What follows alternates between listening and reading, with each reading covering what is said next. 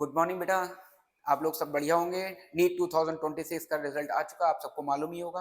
Paper कैसा था ये आपको और अच्छे से मालूम होगा।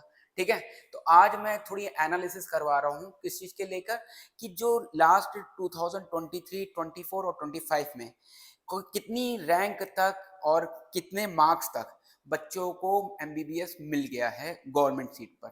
तो मैं आज आपको एआईक्यू यानी ऑल इंडिया कोटे में जो 15% सीटें रहती हैं गवर्नमेंट मेडिकल कॉलेज में, स्ट्रे राउंड वो राउंड होता है जो सबसे लास्ट में राउंड होता है, यानी 3 हो गया, 4 हो गया, और सबसे लास्ट में जो राउंड होता है अगर सीटें बची रहती है तो गवर्नमेंट क्या करती है, ताकि कोई भी मेडिकल कॉलेज में खाली सीटें ना रह जाएं, इसलिए एक राउंड करवाती है जिसको हम लोग बोलते हैं स्ट्रे राउंड।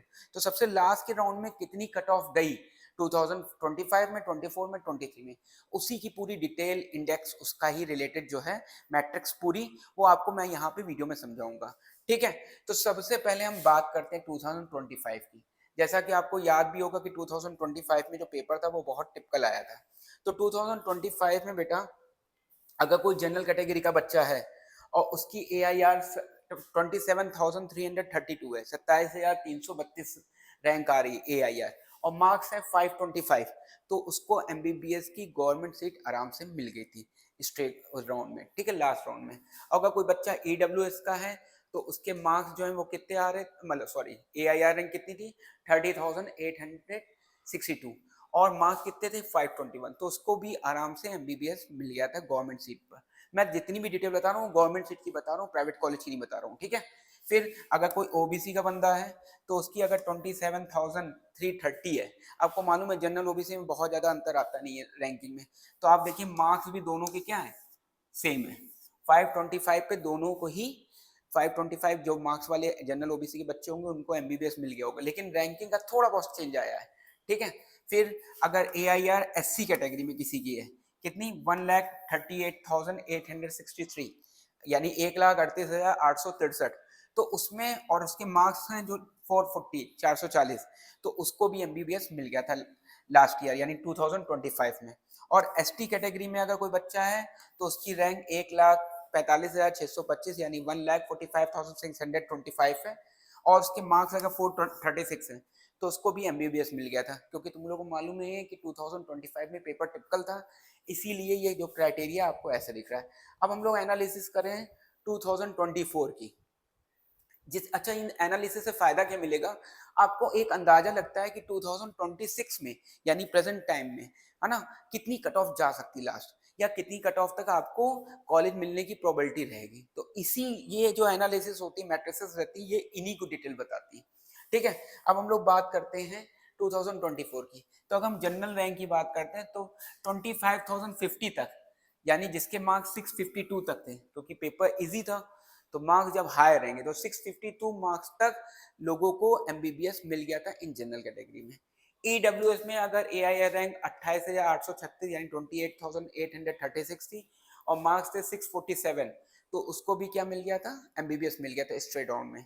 ठीक है, ओबीसी में अगर 25,079 रैंक यानी 25,079 रैंक के अप्रोक्सीमेट, यानी मार्क्स 652। देखिए अगेन मैं वही बात बता रहा था आपको जो थोड़े पहले भी, कि जनरल और ओबीसी के अंदर बहुत ज्यादा डिफरेंस नहीं आता है ना, बहुत ज्यादा मार्क्स वाइज डिफरेंस नहीं आता है। ठीक है, तो ये ओबीसी में 652 मार्क्स वालों को क्या मिल गया था, कॉलेज मिल गया था एमबीबीएस। और एससी कैटेगरी में 1,37,759 यानी 1,37,759 रैंक अगर ए आई आ रहा है और 550 मार्क्स का, है ना, तो कॉलेज उसको आराम से मिल गया था एमबीबीएस का। और लास्ट बात करते हैं एसटी कैटेगरी की। तो एसटी कैटेगरी में 1,68,640 यानी 1,68,640 ए आई रैंक, और 526 मार्क्स तक सबको क्या मिल गया था, एमबीबीएस कॉलेज स्ट्रेट राउंड में। ठीक, अब लास्ट में हम लोग आते हैं किस पे, 2023 में, कि 2023 में क्या सिनेरियो था।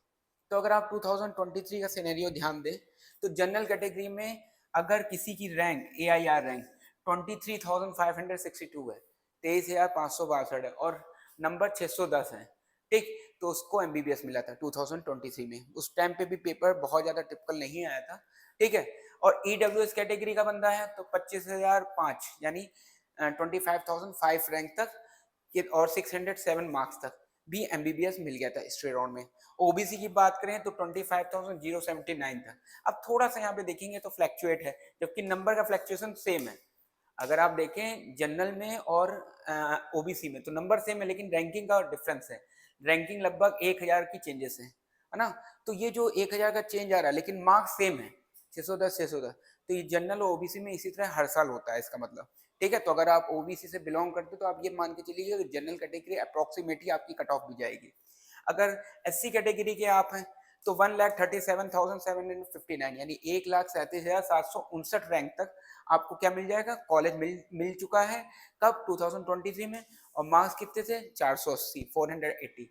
और लास्ट में बात करें एसटी कैटेगरी की तो 1,68,640 यानी 1,68,640 और मार्क्स कितने? 445। तो इतने पर कॉलेज मिल गया है। तो ये जितनी भी एनालिसिस है इससे एक अंदाजा आप लगा सकते हैं कि इस साल आपको एमबीबीएस मिल सकता है या नहीं मिल सकता है। तो इससे आपको ये पता लग जाएगा। ठीक है, और कई बार बच्चे और भी क्वेश्चन पूछते हैं कि भाई नीट के थ्रू हम लोग कौन कौन सी चीज़ें ऑप्ट कर सकते हैं, या फार्मा और नर्सिंग करना है तो हम क्या ऑप्ट करें। तो इसकी डिटेल का भी वीडियो में एक बनाऊंगा बाद में, तो आपको मैं भेजूंगा सबको। ठीक है।